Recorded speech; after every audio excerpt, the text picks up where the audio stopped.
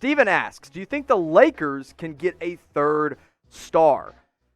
Steven, and Laker fans in general, you don't really need a third star nowadays. Yes, there was the Big Three era when it was KG, Paul Pierce, Ray Allen, LeBron, Chris Bosh, Dwayne Wade. We know about those Big Threes. But now, you got your Big Two, and you got solid role players around them.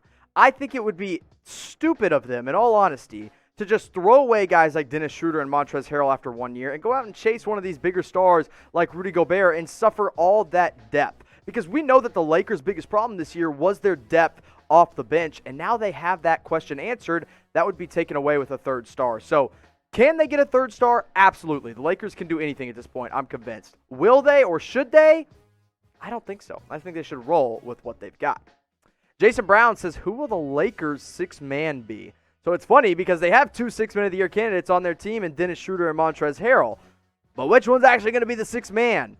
I think it's going to be Montrezl Harrell because he's the one that actually won Sixth Man of the Year last year. And with the Lakers signing Marc Gasol, he makes the most sense to be that starting center and then Montrez moving to the sixth man position. And I think he signed on probably knowing that that would be the expectation for him.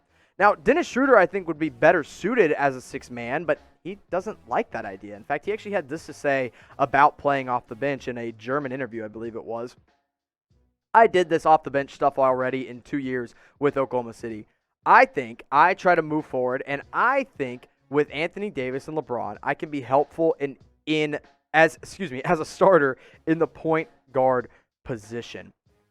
So Dennis doesn't want to come off the bench, but I think he'd be better suited off the bench. What do you guys think? Should Dennis Schroder start in Los Angeles? Type Y for yes, type N for no. And in all honesty, if you just want to keep him happy, type your Y for yes. But when it comes to actual strategy, I'd be typing my N for no, as I think I think he's better suited as a sixth man, but he can start alongside LeBron and Anthony Davis. I don't think that's a terrible idea.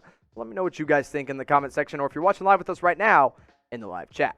And if you want a Luka Doncic jersey, or if you want any kind of jersey from any team, go to chatsports.com/NBA City, where all the newest City Edition jerseys and gear is available today. Whatever team you want to rep, or whatever, whether it's a jersey or some of these other awesome accessories like this Boston Celtics throwback jacket, or maybe this Oakland Warriors City Edition backpack, or maybe you want a Los Angeles Lakers blue hat. Honestly, this is such a cool hat. I had to put it in the show because I'm a big fan. But the stuff you're seeing on screen isn't the only stuff available at this link. There is stuff for every single team. Whoever you're a fan of, you can go get them today at chatsports.com/NBA City. I already know what's going on my Christmas list, and it's everything that you'll find at this link. One more time, chatsports.com/NBA City. That's the place to go for all your City Edition gear. Gia says, will Bronny James be the number one pick in the 2023 NBA draft? So the thing about the 2023 NBA draft and Bronny James is that Bronny is not eligible to enter the draft under current NBA rules. Now, if they change the rule and they say, hey, you can go straight from high school to the NBA, yeah, he probably would be a top pick. But, you know, it's interesting. I know he's LeBron James' kid, but he's not that highly recruited right now. Like, if you look at recruiting boards, yeah, he's top 25, but he's not top 5. And maybe he's not as good as his father, but nobody's ever going to be as good as his father again for at least a long, long time. So I don't think he'll be a number one pick, but I do think he'll probably be a first-round pick at some point. I just don't know if it's going to be 2023 with the current NBA rules. Maybe you think it's the Miami Heat. Maybe you think it's the Los Angeles Lakers repeating. Maybe you think it's the Clippers. Maybe you think it's some wild card team like the Charlotte Hornets.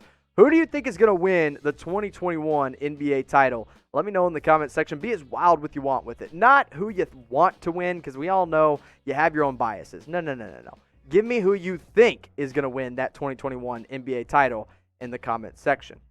And while you do that, let me tell you to subscribe to the channel. This link right here, youtube.com/chatsportstv, is all the sports coverage you're ever going to need. I'm talking NFL. I'm talking college football. I'm talking a little bit of NBA, college basketball. Whatever you want us to talk about, we talk about on this channel. So make sure you subscribe. Also, turn on your notifications. Help me get to 250,000 subscribers here on Chat Sports. All you got to do is scroll on down, hit that big red button, and subscribe. Tyrone Sankey says, will the Lakers add a defensive small forward as a backup to LeBron? I believe the Lakers should go get Andre Roberson, but I don't think they have the room to do it. I think their roster is completely full at this point, and I just don't think they're going to go out and pay Roberson a minimum contract at this point. They signed Jared Dudley. I think Roberson would be more valuable than Dudley on the court, but off the court, the Lakers, they believe Jared Dudley is important in the locker room, so that's fine. So I'm going to say no, not because I don't think they should, but I'm going to say no because they don't have the room to, unless they decide they're going to waive, a guy like Taylor Horton-Tucker or Jared Dudley, because really at the end of the day, or Alfonso McKinney as well. If you went and you waived Alfonso McKinney and you signed Andre Roberson, I think that would be a really good idea. So I think they should. I just don't know if they will. Paul Patayuman says Kuzma for Wiggins. Wiggins is better than Kyle Kuzma, okay? Let's just be clear. I know Andrew Wiggins was, a bust as a first-round pick or a first overall pick, but at the same time, he's still a great player. He's still a 20-point-per-game guy. Kyle Kuzma is a 12-point-per-game guy. I'm sorry. He's just not as good as Andrew Wiggins.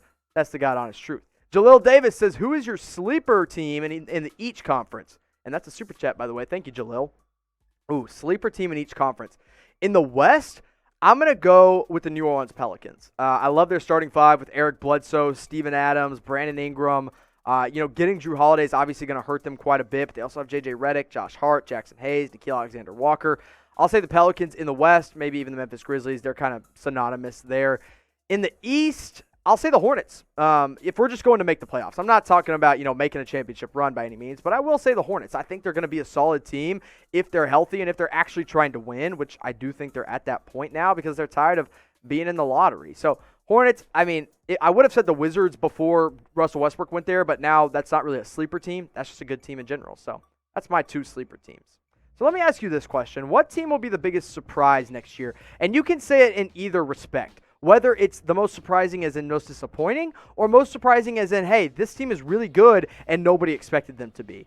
Let me know in the comment section. Get your shout-outs down below. What team will be the biggest surprise for people to watch next season? And you can go either conference. It doesn't have to just be one conference. Give me the West and the East. Let's do two teams that you got for the biggest surprises of next year. I think there's a lot of good teams to watch out for and a lot of teams that could make a big splash in the NBA.